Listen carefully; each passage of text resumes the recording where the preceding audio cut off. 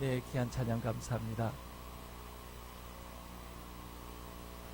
예, 여러분 인간의 체온이 36.5도인 이유가 무엇이겠습니까? 왜 인간이 체온이 36.5도일까요? 예, 그것은 365일 따뜻하게 살라는 의미입니다. 하루하루 하나님의 귀한 은혜를 생각하며 따뜻하게 살아갈 수 있는 우리 모두의 삶이 되기를 원합니다.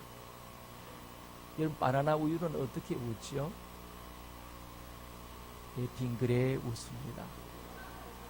이 시간 우리 옆에 분하고 한번 살짝 한번 서로 한번 씩 웃어 보십시오.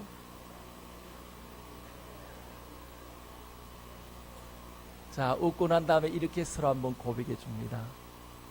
이렇게 이쁜 분 처음 뵙습니다.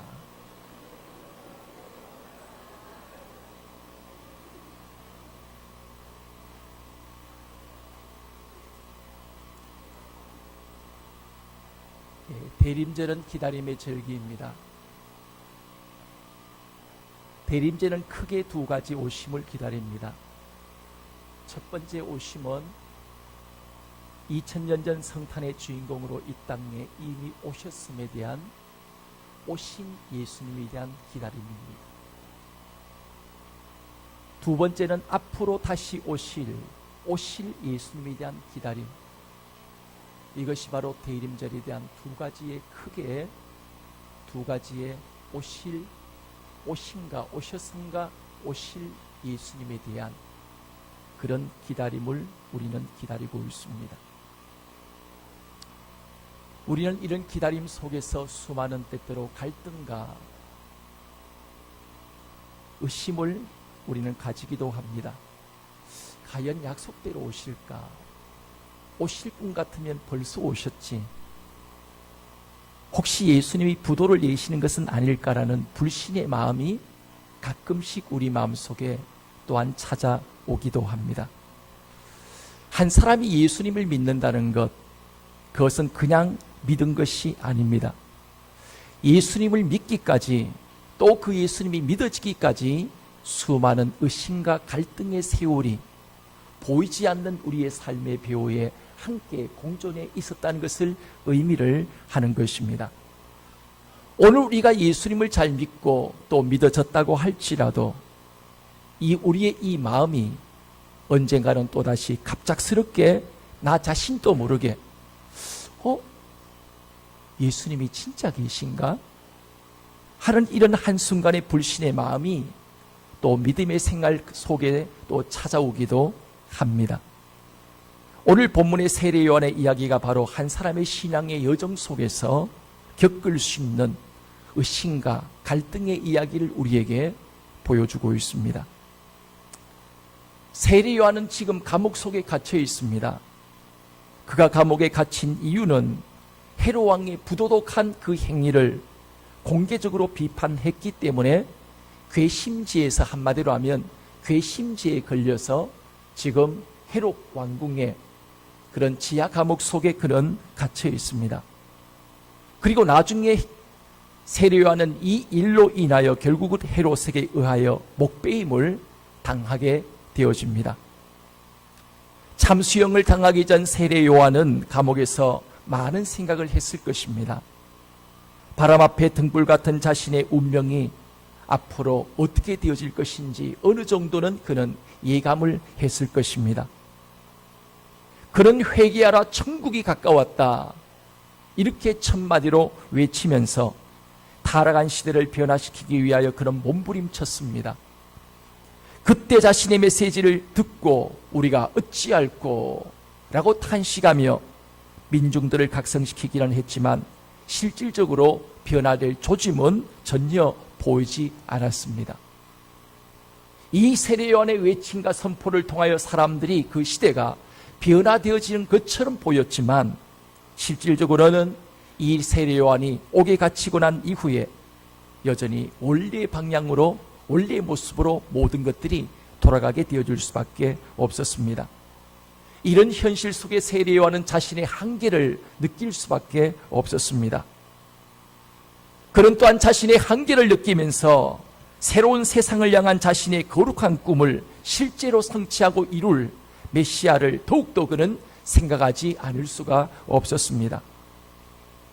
자신은 한계가 있지만 자신보다 더 뛰어난 인간과 인류와 인생의 모든 문제를 한꺼번에 해결할 그분 메시아 그리스도가 오시면 분명히 달라질 것이라고 하는 기대감으로 그는 충만했습니다. 그리고 그는 기다리고 기다리던 메시아이신 예수님을 만나게 되었습니다. 이런 세례 요한의 이 사역의 초기에 예수님이 나타나셨을 때 세례 요한은 이런 고백을 했습니다. 보라, 세상 죄를 지고 가는 하나님의 어린 양이로다. 이 고백을 세례 요한이 예수님을 향하여 고백을 했습니다. 세례 요한은 메시아로 오신 예수님을 사람들에게 선포하고 소개했던 사람이었습니다. 예수님께 세례를 주면서 예수님 위에 임한 메시아의 상징인 성령의 임재를 보았을 때, 그리고 하나님의 음성을 직접적으로 이 세례 요한이 듣고 난 이후에 예수님이 분명한 메시아인 것을 그는 확신을 할 수가 있었습니다. 그리고 그는 계속적으로 사역을 하는 가운데 주님이 행하시는 소식을 들었고, 자신의 지아들이 예수님께 가서 예수님의 지아가 되었을 때도 그는 흥하여겠고 나는 쇠하여야 하리라, 이런 고백까지 고백을 했습니다. 한마디로 그런 메시아를 위해서 살았던 사람입니다. 예수님은 세례 요한의 메시지의 주제였습니다. 예수님은 세례 요한에게 삶의 목적이었습니다. 그가 부를 노래였고 바로 그의 삶의 의미였습니다. 그런데 그런 세례 요한이 오늘 예수님을 향하여 오늘 본문 속에 보면 의심으로 가득한 이해할 수 없는 세례 요한의 고백을 듣게 되어집니다. 예수님을 위해서라면 자신의 모든 인생을 송두리째 내어드려도 아깝지 않을까라고 생각했던 세례 요한이었지만, 예수님을 향하여 의심과 갈등으로 가득한 오늘 세례 요한의 모습을 우리는 보게 되어집니다. 저는 이 오늘 본문 말씀을 수십 번 반복하여 읽으면서 3절 말씀에 자꾸 마음이 걸렸습니다. 왜 세례 요한이 예수님이 메시아인 것을 의심하고 있는가? 지금까지 예수가 그리스도임을 증거했고 오직 예수님이 그리스도 즉 메시아임을 증거하기 위해 살았던 세례 요한이 어떻게 의심을 품고 갈등의 마음으로 흔들리고 있는가? 이런 의아심의 마음을 버릴 수가 없었습니다. 지금까지 자신이 증거했던 모든 증거에 확신이 없으신다면 지금까지 그가 선포하고 말했던 모든 것들이 윗선이 되어줄 수밖에 없습니다. 속된 말로 다 뻥이 되어줄 수밖에 없습니다. 오늘 3절 말씀 속에 요한이 예수님이 향하여 이런 질문을 합니다. 요한이 옥에서 그리스도께서 하신 일을 듣고 제자들을 보내어 예수께 여짜오되 오실 그이가 당신입니까? 당신이 오니까 우리가 다른 일을 기다리오리까? 여러분, 이 말의 의미가 무슨 말입니까?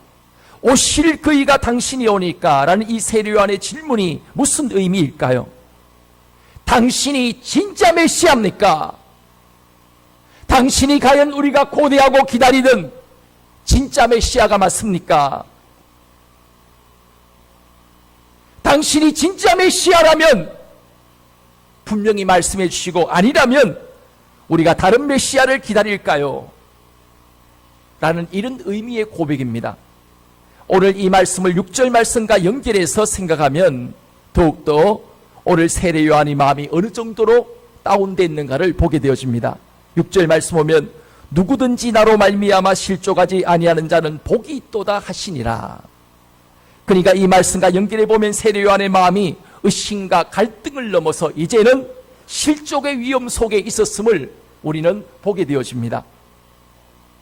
그런 헤롯 왕궁의 지하 감옥에 갇혀 내일을 기약할 수 없는 답답함 속에서 지하들을 보내어서 예수님께 질문을 한 것입니다. 예수님이 메시아라면 자신을 감옥에서 건져 주셔야 하고, 불의 앞에 공의와 정의를 외치다가 갇혔는데 분명 불의한 세상이 메시아가 오셨다면 그런 불의한 세상이 정의롭고 공의로운 세상으로 바뀌어야만 마땅한 일이었습니다. 그런데도 지금 현실 속에 메시아가 와서 활동을 하고 있지만 아무런 사회적인 개혁도 아무런 사회적인 변화도 불의한 자는 여전히 불의를 행하며 살아가고 있고, 여전히 잘 사는 사람은 잘 살고 못 사는 사람은 더욱더 어려운 인생을 살 수밖에 없는 구조적인 악 속에 여전히 살아가는 세상의 모습을 보면서 세례 요한은 의심의 마음을 가질 수밖에 없었습니다. 그래서 그런 예수님을 향하여 고백하게 되어진 것입니다. 오실 그이가 당신입니까? 아니면 우리가 다른 메시아를 기다려야 합니까? 오늘 이 시대를 살아가는 우리에게도 이런 답답함이 때때로 찾아올 때가 있습니다. 답답한 현실을 바라보면서 무능하게 보이는 하나님, 내 인생의 문제에 대하여 어떤 해결책도 보이지 못하시는 하나님, 이러한 상황과 현실 속에 오늘 세례 요한뿐만 아니라 오늘 우리의 마음속에도 이런 한숨 섞인 신음을 고백할 수밖에 없습니다. 과연 오실 그이가 당신입니까? 아니면 내 인생을 구원할, 내 인생의 문제를 해결해 줄 다른 메시아를 기다려야 합니까? 여러분, 세례 요한이 이렇게 고백한 이유가 무엇이겠습니까? 깜깜한 현실 속에서 그의 믿음이 바닥을 쳤기 때문일까요? 아니면 세례 요한이 너무나도 큰 충격을 받은 나머지 정신이 좀 돌았기 때문에, 잘못되었기 때문에 이렇게 의심하며 한때 자신의 모든 것까지 송두리째 보라 세상 죄를 지고 하는 하나님의 어린 양이라도 고백했던 그가 정신이 잘못되어져서 오늘 이렇게 예수님을 향하여 의심하고 갈등하고 불신에 가득한 마음으로 그가 빠지게 되어진 것일까요? 지금까지 세례 요한은 예수님을 보았습니다. 그의 시선은 예수님이 머무시는 모든 곳마다 언제나 집중되어 있었습니다. 그런데 지금 세례 요한은 헤롯의 궁예 지하 감옥에서 세례 요한은 더 이상 주님을 바라보지 않습니다. 아무리 몸부림쳐고 아무리 애를 쓰고 아무리 힘써도 변화되지 않는 세상을 바라보고 있습니다. 벽에 부딪힌 자신의 사역과 현실을 바라보고 있습니다. 사랑하는 성도 여러분, 여러분 또 바닥친 여러분의 삶을 바라보므로 절망과 좌절된 마음으로 몸부림치고 있습니까? 보라 세상 죄를 지고 하는 하나님의 어린 양이로다. 보라! 라고 고백했던 그의 고백처럼 우린 다시 예수님께 집중해야 합니다. 나를 변화시키는 예수님께 집중하십시오. 믿음의 주여, 또 주를 향하여 우리의 믿음을 가진 바, 우리의 믿음을 완성시켜 주시는 이 예수를 온전히 바라볼 수 있는 우리의 삶이 되어지기를 원합니다. 우리는 하나님의 능력이 임하고 예수를 믿으면 한순간에 뭔가 세상이 뒤집혀지고 변화되어질 것이라는 착각을 가질 때가 많이 있습니다. 여러분, 절대로 성령의 능력이 임해도 그런 일은 일어나지 않습니다. 오늘 여러분의 인생이 오늘 예수 믿고 내일부터 당장 달라질 것이라고 기대감을 갖고 살아가는 분들도 계실 것입니다. 내가 오늘 예수를 믿었다고 내일부터 당장 엄청난 변화를, 때때로 그런 변화를 경험할 때도 있지만 대부분의 삶 속에는 그런 일들이 일어나지 않습니다. 세례 요한은 예수님께 제자들 보내어 질문합니다. 오실 그이가 당신입니까? 그 질문에 예수님은 이렇게 대답하십니다. 그 말씀이 4절 5절 말씀입니다. 예수께서 대답하여 이르시되 너희가 가서 듣고 보는 것을 요한에게 알리되 맹인이 보며 못 걷는 사람이 걸으며 나병 환자가 깨끗함을 받으며 못 듣는 자가 들으며 죽은 자가 살아나며 가난한 자에게 복음이 전파된다 하라. 예수님은 세상을 뒤집기 위해 오신 분이 아닙니다. 나를 변화시키기 위해 오신 분입니다. 한 영혼을 변화시키기 위해서 주님은 오셨습니다.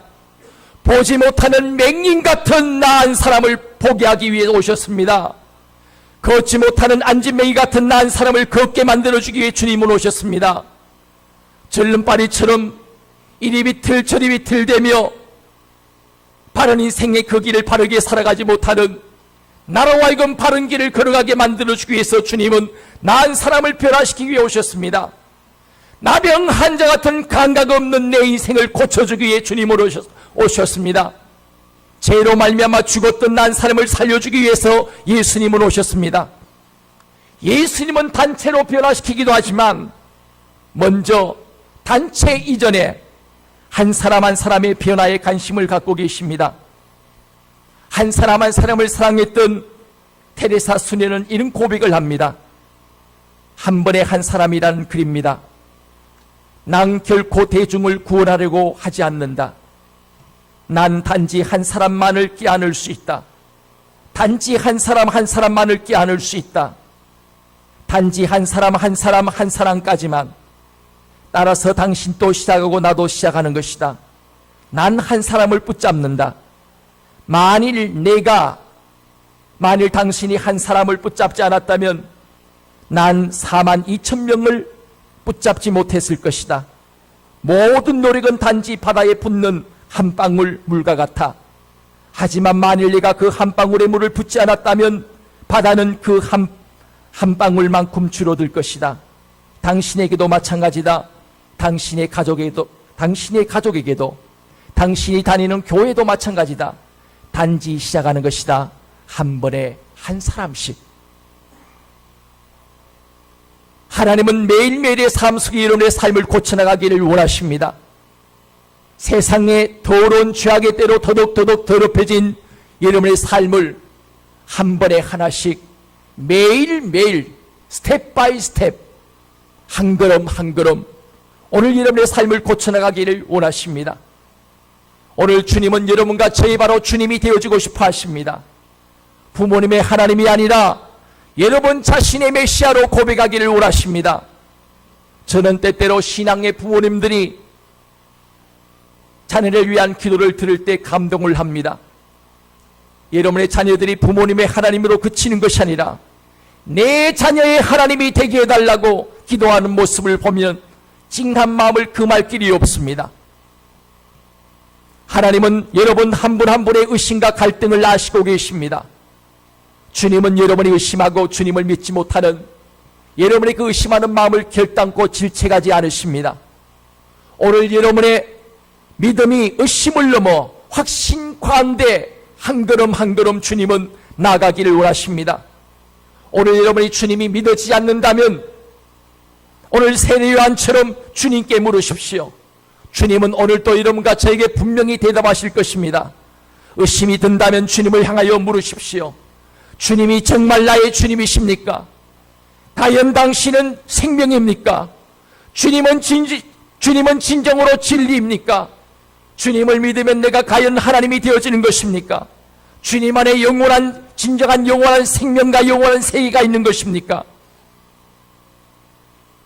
그때 주님은 세례 요한에게 어떻게 대답하셨습니까? 앞을 보지 못한 사람들이 보고 걷지 못한 사람들이 걸으며 나병 환자가 깨끗함을 받으며 못 듣는 자들이 들으며 죽은 자가 살아나며 가난한 자에게 복음이 전파된다 하라.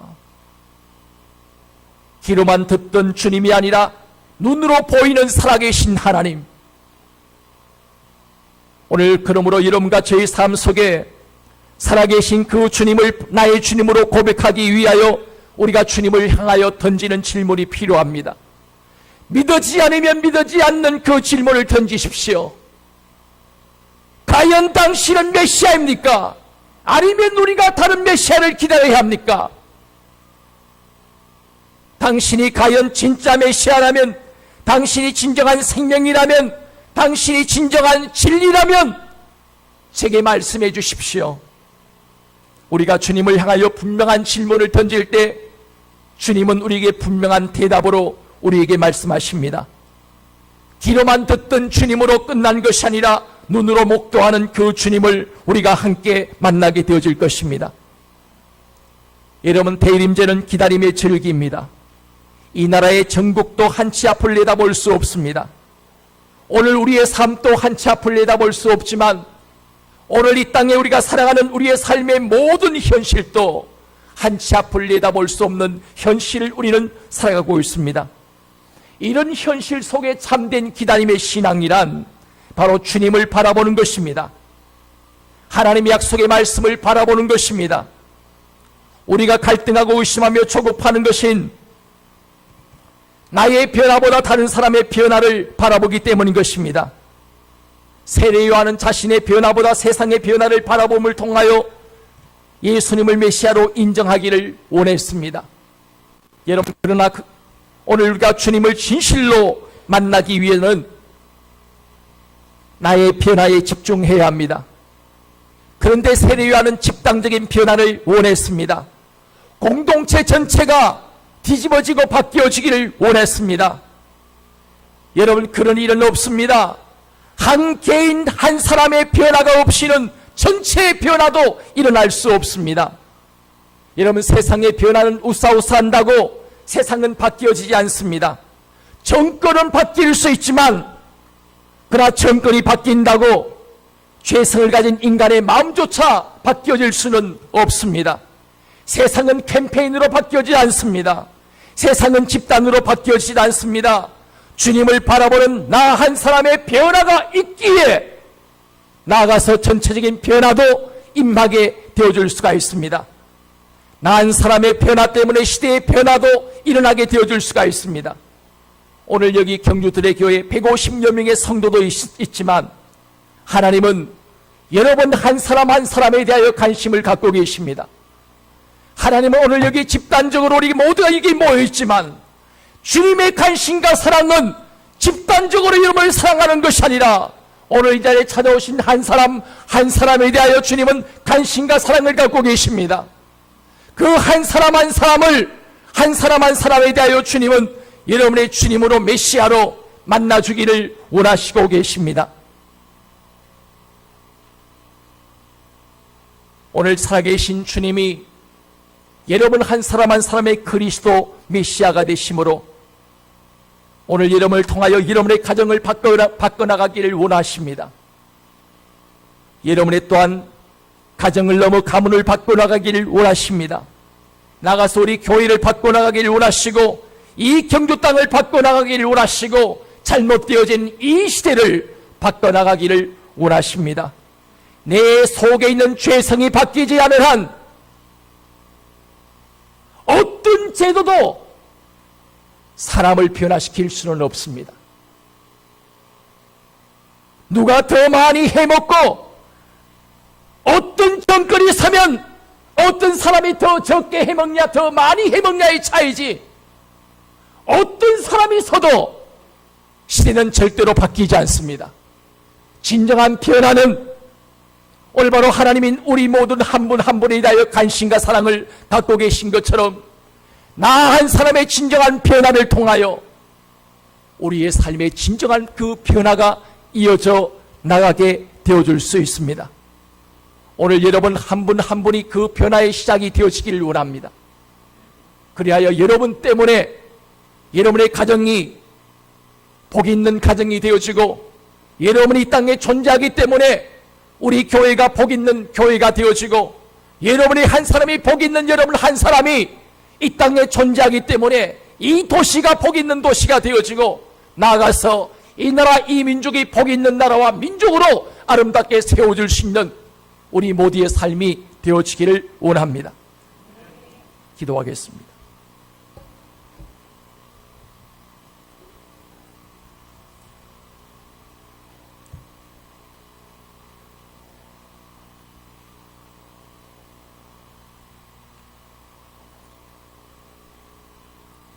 하나님 아버지, 세례요한은 집단적 변화를 보고 그분이 메시아인지 메시아가 아닌지 과연 당신이 이 땅에 오실 메시아입니까? 아니면 다른 메시아를 기다려야 합니까? 하나님의 관심은 세례 요한 한 사람이었지만 세례 요한은 집단적 변화에만 관심이 있었습니다. 하나님, 오늘 주님의 관심은 나의 변화가 없이는 부부의 변화도, 가정의 변화도, 가문의 변화도, 사회의 변화도, 시대의 변화도 있을 수 없음을 말씀했습니다. 단지 정권이 바뀌고 제도적으로 잠시 조금 바뀌었을 뿐이지 재성을 가진 우리의 마음이 바뀌어지지 않는 한 여전히 우리는 어둠 속에 살 수밖에 없음을 하나님이여 주님 앞에 시간 고백합니다. 하나님, 주님을 바라보는 나 한 사람의 변화를 통하여 시대를 바뀔 수 있는 진정한 개혁의 사람들이 되게 하여 주시옵소서. 그 일에 우리 모두가 쓰임받게 하여 주시옵소서.